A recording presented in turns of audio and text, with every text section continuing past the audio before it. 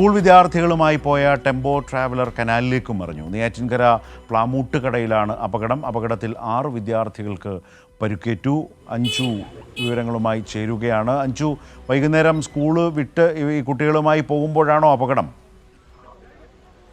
അതെ ശരദാസ്, അങ്ങനെ തന്നെയാണ് അപകടം സംഭവിച്ചത്. വൈകുന്നേരം 4:30 കഴിഞ്ഞ സമയത്താണ് ഇത്തരത്തിലൊരു അപകടം ഉണ്ടാകുന്നത്. ഈ ന്യൂ ജ്യോതി സെൻട്രൽ സ്കൂളിലെ വിദ്യാർത്ഥികളുമായി പോയ ട്രാവലറാണ് കനാലിലേക്ക് മറിഞ്ഞത്. ഈ അപകടത്തിന് കാരണമെന്ന് പറയുന്നത് ഈ കനാലിന്റെ സൈഡിലെ ബണ്ട് റോഡിൽ ചെളി നിറഞ്ഞിരിക്കുകയായിരുന്നു. ഈ ചെളിയിൽ ടയർ പുതഞ്ഞതിനെ തുടർന്ന് വണ്ടിയുടെ നിയന്ത്രണം നഷ്ടപ്പെട്ട് കനാലിലേക്ക് വീഴുകയായിരുന്നു.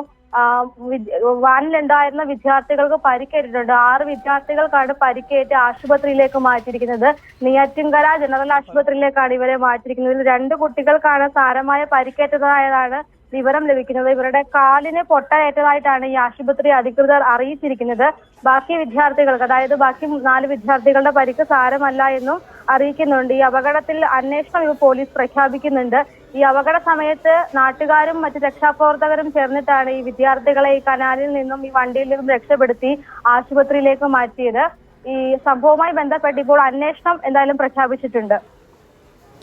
ശരി, അഞ്ജുവാണ് വിശദാംശങ്ങൾ നൽകിയത്. 6 വിദ്യാർത്ഥികൾക്കാണ് പരിക്ക് പറ്റിയിട്ടുള്ളത്. നെയ്യാറ്റിൻകരയിലാണ് സംഭവം.